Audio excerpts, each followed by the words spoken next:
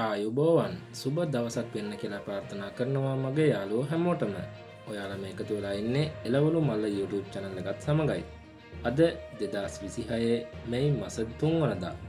ඊයේ දවසට සාපේක්ෂව අද දවසේ දඹුල්ල විශේෂිත ආර්ථික මධ්‍යස්ථානයේ එළවලු මිල ගණන් කොහොම වෙනස් වුණාද කියලා දැන් අපි බලමු.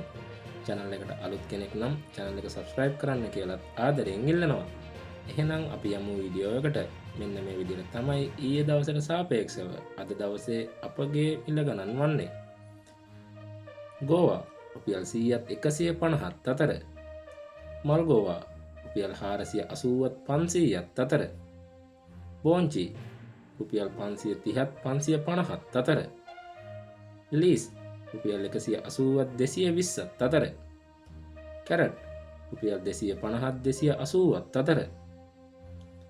බීට් රුපියල් 80ත් 100ත් අතර. තක්කාලි රුපියල් 150ත් 160ත් අතර. රාබු රුපියල් 50ත් 80ත් අතර. නොකෝල් රුපියල් 180ත් 200ත් අතර. කෙකිරි රුපියල් 50ත් 60ත් අතර. පිපිඤ්ඤා රුපියල් 130ත් 160ත් අතර.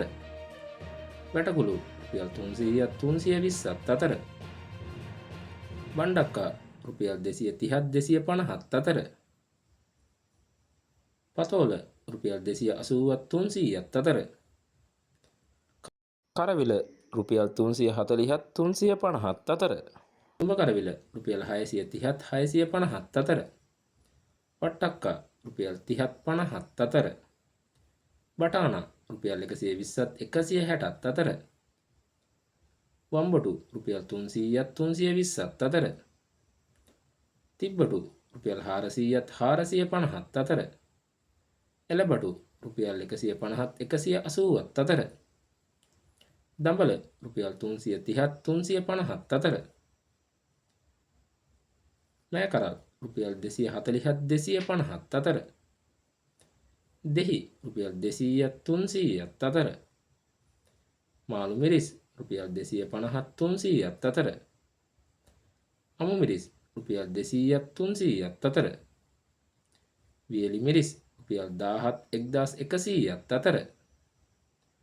ඉඟුරු රුපියල් 390ත් 400ත් අතර. කහ රුපියල් 200ත් 250ත් අතර. ආනයනික ලොකු ලුණු රුපියල් 130ත් 140ත් අතර. ආනයනික අර්තාපල් රුපියල් 100ත් 120ත් අතර. සුදු ලුණු රුපියල් 280ත් 290ත් අතර.